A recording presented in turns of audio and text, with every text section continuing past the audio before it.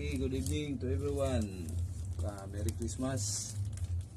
Medyo hindi busy ngayon. So, ang ginagawa ko for Christmas, ito yung plano ko pag-uwi namin ngayong ngayong New Year. Bali, may mga ako doon, tanim na limonsito. So, mag-grab ako, grafting. Dali naman lang ito. It's easy to kasi may mga idea na tayo galing sa YouTube. Thank you mga YouTuber ng kalamansi grafting. Thank you sa mga idea at sa mga so hopefully marami pa kayong matutulungan sa pag-engage sa mga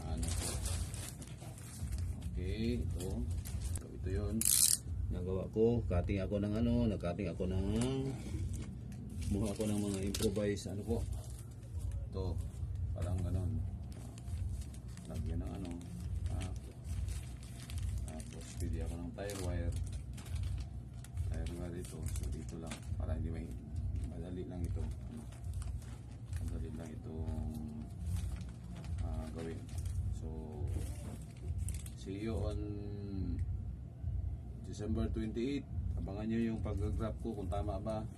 Tsaka i-correct nyo ako kung meron kayong mga alam, meron kayong idea. So pwede nyong kasi yung idea ko ngayon wala akong idea, wala akong alam sa pag-graph. Kinuha ko lang doon sa mga YouTuber na nag-graph. So ito yung idea ko. Wala silang binanggit na Philippine sizes. Basta estimate ko na lang yung paano kalaki yung mga gaano kalaki yung inches yung i-graph. So tama na siguro to. So that's all. See you on December 28 or 29 for grafting. Punta kami ng Bunawan Brook, Agusan del Norte, Agusan del Sur, home of Lulong, the biggest crocodile captured.